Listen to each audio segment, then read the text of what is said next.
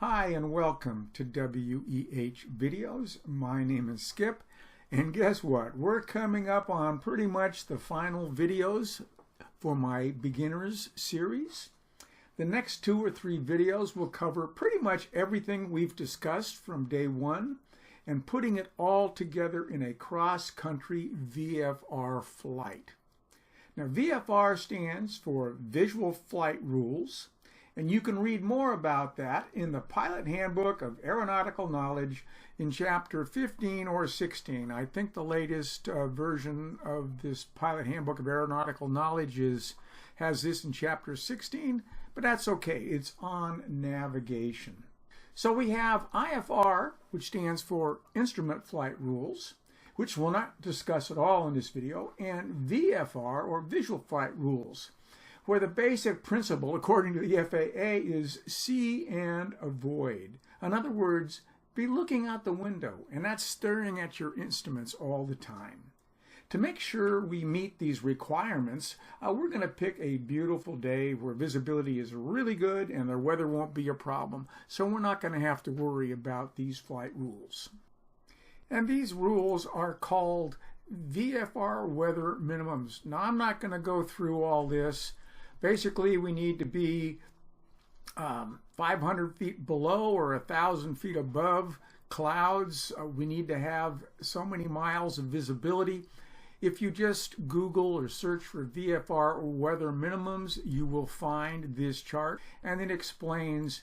But as I said earlier, we're going to pick a beautiful day, so we don't need to worry about any of this. We are well within these rules.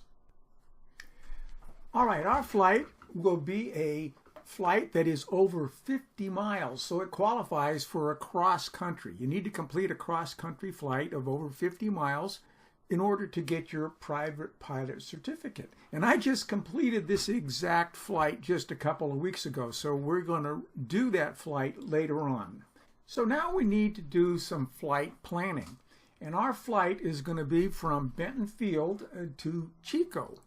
So we need to get some information. So first of all, we want to go to airnav.com, and we're going to type in the Chico letters here, KCIC, that's Chico, and we'll get the airport information. And starting here at the top, we have location, and we're interested right off the bat in elevation, 240 feet. This is important. Traffic pattern normally is 1,000 feet above this, so traffic pattern here at Chico will be 1,240 feet. If that was not the case, it would be listed if there was some other altitude that they wanted you to fly the pattern at. But since there's no other altitude here, you can assume it'll be 1,000 feet above airport elevation. As we continue down to airport operations, we see that it has a control tower. So this tells us we're going to have to communicate before we can come into this airport. It has a control tower. It's going to be Class Delta airspace, so we need a lot of information before we can fly into Chico. As we continue down, brings us to airport communications. We see we have a CTAF frequency, a Unicom frequency, and we're not going to concern ourselves with those, but we are concerned with the ATIS, we're concerned with the ground, and we are concerned with the tower frequencies. Next we have nearby radio navigation aids, and we definitely want to be writing these things down. So Charlie India Charlie is VOR at Chico, and Romeo Bravo Lima is the Red Bluff VOR, and we want these frequencies as well. And as we continue down to runway information, we find that we have runway 13 left and 31 right. Traffic pattern for 13 left is right traffic pattern, and for 31 left, it's left traffic pattern. This is very important. And we also have runway information for runways 13 right and 31 left down here. So that's enough information about our destination airport. So let's just write all that stuff down. So we're going to have our tower and ground frequencies, the VORs nearby that we want to use, and our runway information. Remember, when we go to a towered airport, they're going to tell us what runway to land on, and that we may not have that information as we are flying there. So we need to be prepared with traffic pattern. They may say enter downwind for 3-1. And if you don't know its left or right traffic pattern, you could be in trouble. And now it's time to actually work on the flight plan itself. And we're going to do that here at skyvector.com. So up here in the upper left-hand corner, we're going to type in O85, Oscar 85, and click on Go. And that will put Benton Field right in the center of the screen. Now I'm going to move it back up to where it was because that's our starting point, and our destination down here is Chico. So let's just right click here, and it says Benton Field Oscar 85, and we will put that in our plan. And now we're going to come down here to Chico, and we're going to right click, and we're going to put Chico Muni in the plan. And there you have it. We have a flight plan. Now this would be a nice route for our VFR flight. However, there are problems. Very seldom will you be able to fly a direct straight line to where you want to go. For instance, Reading Muni is a towered airport, and this dotted line here means this is Class Delta airspace. And you cannot fly in there without communicating with the tower. And we don't want to do that. So let's look for a way that we can get around that airspace and know where we're going. Since we're in VFR flight rules here, we want to be able to see things on the ground, and we are going to do just that. So let's zoom in here and see what other things we can use to help us as we navigate our way. If you remember in the little video I did on the introduction to SkyVector, when you went to the Klamath Falls sectional chart, up on the upper left-hand corner there are legends. And we're going to be looking at these legends, and they're going to help us find places and things that we can see as we go along our route. So let's go back to the World VFR and start our planning. Notice right here it says plant, and there's a little flag here. Now this is put there for us because it's quite easy to see this plant from the air. So let's go ahead and add that to our flight plan. So what we're going to do is grab the line, and we're just going to drag it over and let go. And now we can add this point as a waypoint on our flight plan. And we're just going to click on the GPS point, and now that creates a waypoint right there. So now you can see we have our first leg of our flight, and it says here we're going to fly on a heading of 171 for 4 nautical miles, and that is going to take us to this power plant, and we should be able to see that quite nicely from the air. And from the plant now we have a direct shot to Chico, but we don't want to do that either. We need another waypoint to help us. And since we're heading down this way, and Highway 5 is right there, and we're going to be following that quite a ways, here's a rest area they've marked here for us, and that will be very visible from the air. So we're going to drag this over, and we're again adding the GPS point. Now we see we fly from the plant on a heading of 130, and it's 11 miles to this rest area. And also notice over here we have Lake California. This is really nice. So when we get here, if we're having troubles, we know we can land over here at Lake California. There's also a private airport over here, the Flying Inn. So we also want to be paying attention as we go and looking for places to land if things go bad. All right, let's continue down here. So here's our rest area, and we're following Highway 5. That's going to be a nice route to follow until we get to Red Bluff, then it kind of goes off in a different direction. But let's just stay with Highway 5 on our right. And Here we have Red Bluff Airport, the city of Red Bluff, and then there's a little box here, and that's the fairgrounds, which again will be easy to spot from the air. So let's just drag our flight plan over there, and we're going to click on plan to add that to our flight plan. And now you see from the rest area, we're going to turn to a heading of 149er, and we have 10 miles to go, and we'll be at the fairground. From the fairground area, we're going to be able to see the city of Red Bluff, and the airport is very visible from here. And yet again, we can make it to an airport if we have a problem. Now we want to make a turn towards Chico. So now we're going to turn on a heading of 131, and it's 29 miles. But we want to pick a waypoint between here and there, and if we come across here, we see down here Deer Creek. Now this is a private airport, but we're just going to add Deer Creek Ranch to our flight plan, and that's 18 nautical miles, just another point, and we'll know how far we are from that airport as we're going, again, in case we have some problems. And as we move up, we see from Deer Creek, we have 11 nautical miles, and we are at Chico. So before we get to Deer Creek, we're going to start our descent. We're going to contact the tower and get all that information. Well, there's our flight plan. Very simple. We've got safety factors built in here, so if we do run into problems, we know where to land. But now we want to use the nav radios to help us pinpoint where we are. Now at this point, some of you might be wondering, well, why don't we just fly to the Red Bluff VOR, and then from Red Bluff pick up the Chico VOR and fly that route? That would be very simple to do. We could fly to the plant to avoid the Delta airspace, and then we could just fly on autopilot, tuning the nav radio to the Red Bluff VOR, and the same thing down to Chico.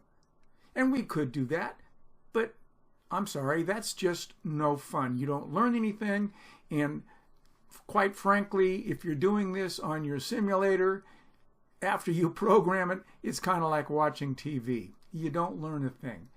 Planning routes this way is a lot more practical, and it's a lot more fun. There are a lot of rewards for planning a flight plan like this and determining where you ought to be at a certain time and realizing that you've calculated everything properly.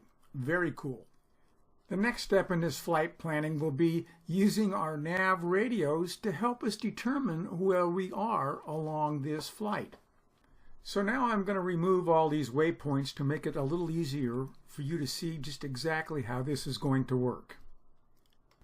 Alright, so before I delete our flight plan here to show you how to get our distances, what we want to do is write down each leg. So I've made a little spreadsheet here, and we got from Benton to the plant. From Benton to the plant, we're going to fly heading of 171, and it's 4 miles, and our speed is going to be around 80 knots because we are climbing. Next, we want to get our heading from the plant to the rest stop. So we got a heading of 130, 11 miles. From the rest stop to the fairgrounds is going to be a heading of 149er. That's 10 miles. From the fairground to Deer Creek is going to be heading 132, 18 miles. And then from Deer Creek to KCIC is 128 degrees at 11 miles. And these are the speeds. So we're climbing. And then we're still climbing to the rest area, but then we'll get up to altitude. And so that's a kind of a rough guess. Then we're going to cruise at 110 knots. And then we're going to start our descent somewhere before Deer Creek. So the speed is going to be roughly 90 knots for there. So this is going to help us determine how long it takes to get to each point. So now that we have all our headings written down, how do we determine where we are when these waypoints are not going to show up in the simulator? Well, this is where our nav radios come into play. And not only will it help you with your flight planning, but if you get lost, if you have 2 VORs nearby that you can tune your nav 1 and nav 2 radios to, you can pinpoint your location. So this is kind of a twofold lesson here. As I do this, it'll help you find your waypoints in the simulator, but it's also, in real life, a very good way to find yourself if somehow you manage to get yourself lost. So what we're going to do is move this out of the way, and we're going to delete the flight plan. So let's go up here to flight plan. Let's select all the waypoints. Hit delete. Let's get rid of that one. And now our flight plan is gone. Now let's zoom in on our departing airport. Remember, we're departing from Benton Field. And remember, our first leg is the plant. So how do we know we are in the right place, or we are at the plant? Well, we look at KRDD. It has a VOR DME. We're going to tune our NAV1 radio to 108.4. So let's right-click and select 108.4 RDD, and we'll add that to the plan. Then we'll come over here to the plant and put our cursor right on the little flag there, and we're going to add that GPS point.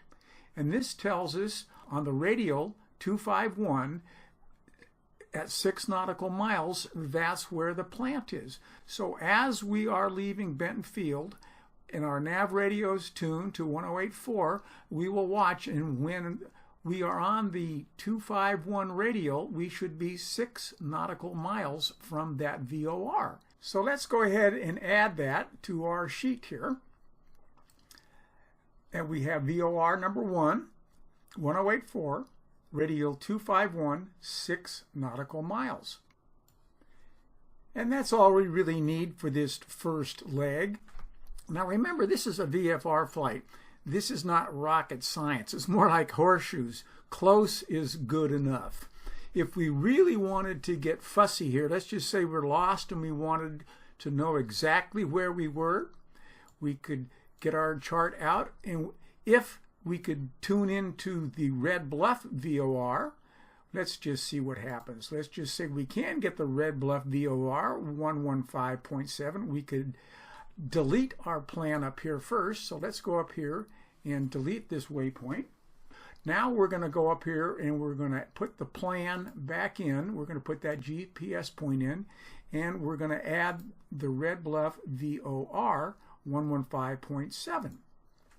And now we can see on a radial of 147 at 26 miles, that will tell us exactly how far we are from that VOR. And we could put this information in over here. So we're going to come over here and we're going to put in 115.7 on radial 147, and it's 26 miles. And now we can triangulate our location here. So we know that we are 6 nautical miles from the Reading VOR on when we are on the 251 radial, and the same is true when we are on the 147 radial and 26 nautical miles from Red Bluff. That's going to pinpoint this spot on the map. I hope you follow that. If you have any questions, let me know. All right, back to our flight plan. Let's just get rid of this. And now we want to determine the distance from the RDD VOR to our rest area. So we'll add that to give us a radial of 158 and 9 nautical miles. So let's write this information down on our plan. All right, we have 108.4, radial 158, 9 nautical miles. Now we are going to be flying on a heading of 130, which is going to bring us down this way. And we're going to watch the nav radio, and having it tuned to the 158 radial, we'll just kind of keep an eye on that. Highway 5 will be coming up. So as we're coming down our heading of 130, we'll be looking out the window and looking for Highway 5 and watching this radial. All right, again, this is visual flight rules. So we're going to be looking for things. Notice we have here some power lines down here and some power lines going this way. So as we are flying, we'll see that we'll have power lines on our left And a lot farther to the right, we'll have more power lines. As we continue down, we should be able to spot the city of Anderson. Here's a substation. So all these things we will be looking for. And we'll pick up Highway 5 visually. And we're just going to use this radial to confirm where we are. We don't need to be right on the money. We don't have to be exactly there. In fact, we don't want to fly straight to this rest area. We want to be off to the right a little bit so we can look out the window. If you're just trying to look over the front of the airplane, it'll disappear under the nose and you could be 10 miles from it or so. You can't tell how far you are from it. So when we're looking out the left window, in the pilot's case here, we want to look out and see the rest area. All right, so now we've got to our rest area and we're going to make a heading to the fairgrounds on a heading of 149, and we've got 10 miles. So let's see what that looks like. All right, I've deleted that leg. Now let's do the same thing for the fairgrounds. We're going to add RDD VOR to the plan, and we'll come down to the fairgrounds, and we're going to add that to our plan here. Now we can see if we fly a 151 radial from the VOR at RDD, we have 19 miles. So now we're leaving the rest area. We got Highway 5 on our right, and we just keep Highway 5 on our right, and we keep on flying. And when we get 19 miles away, we'll know we're really close. Now we're looking out the window, and we can see power lines here. We know we're getting pretty close, and then we will confirm that with the VOR. We could also pick up the Red Bluff VOR to the fairgrounds, and we could use that also. So let's go ahead and add that information to our little flight planner here. 1084, 151 radial, 19 nautical miles. So let's delete this and continue on with our next waypoint. And this time we're going to use the Red Bluff VOR. So we're going to delete these points here. And now we're going to come up to the Red Bluff VOR, and we're flying to our next waypoint, which is Deer Creek. So let's add the Red Bluff VOR 115.7, and we're going to put in the Deer Creek waypoint. We'll add that to our little flight planner, 115.7, the 111 radial, 14 nautical miles. So from the fairground, we're going to turn to a heading of 132, and as we come down towards Deer Creek, we'll notice some railroad tracks here that are going to be on our right, and we'll just continue on down, and we'll just watch this radial, and like before, when we're 14 miles from the Red Bluff VOR on the 111 radial, we'll know we're right over Deer Creek. And from Deer Creek, we just have a short hop down here to Chico, and we're not going to do that anymore. We will have contacted the tower out here somewhere, and we will be given instructions on the way in, and we can actually see Chico from the Deer Creek airport.